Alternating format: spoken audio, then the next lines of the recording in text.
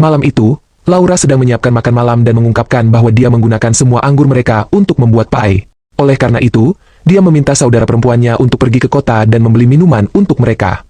Jess setuju dan pergi meninggalkan kabin sementara saudara perempuannya melanjutkan pekerjaan rumah di dapur. Tak lama kemudian, sebuah kendaraan berhenti di luar dan ada ketukan di pintu.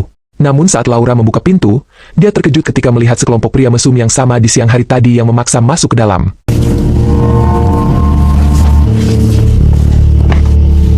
What are a couple of Yankee girls doing out here anyway?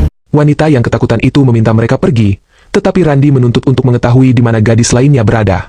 Laura berbohong, mengklaim mereka bertengkar dan dia pergi sementara teman-temannya akan menjemputnya.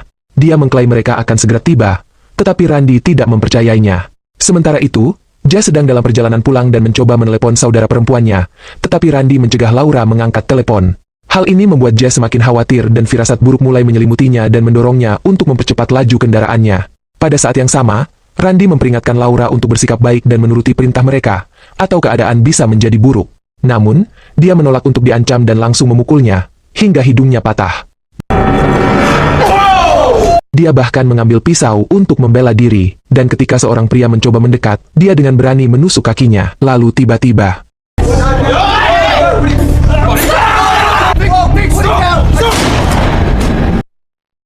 Secara mengejutkan, Randy menembaknya di bagian belakang kepala, mengakhiri hidup Laura seketika. Para pria mulai panik, jadi Randy memerintahkan seorang pria bernama Kent untuk menyingkirkan mayat itu dan menelepon ketika gadis satunya tiba. Semua orang lalu pergi meninggalkan Kent yang ketakutan sendirian bersama mayat itu. Beberapa saat kemudian, Jess sedang dalam perjalanan dan terkejut melihat truk pickup itu melaju menjauh dari kabin. Ketika akhirnya ia pulang ke rumah, dunianya hancur berantakan saat ia menemukan tubuh adiknya yang tak bernyawa.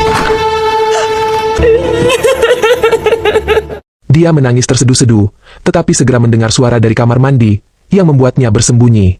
Beberapa saat kemudian, Ken datang membawa sekop untuk mengubur mayat itu, tetapi dia tidak mampu melakukannya. Ia pun mengambil bir dari dapur dan mulai minum, sama sekali tidak menyadari bahwa Jess sedang mengawasinya. Diliputi amarah, dia mencengkram pisau dari meja makan. Kemudian dia menusukkan pisau ke lehernya dan membunuhnya sebelum bersumpah akan membunuh setiap pelaku.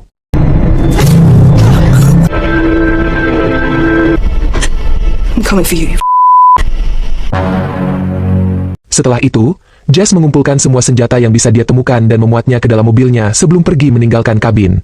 Beberapa saat kemudian, pria yang terluka oleh Laura sebelumnya menuju ke ruangan lain tepat ketika Jess muncul entah dari mana. Dia menusuknya berkali-kali dengan gunting kebun sampai dia tewas.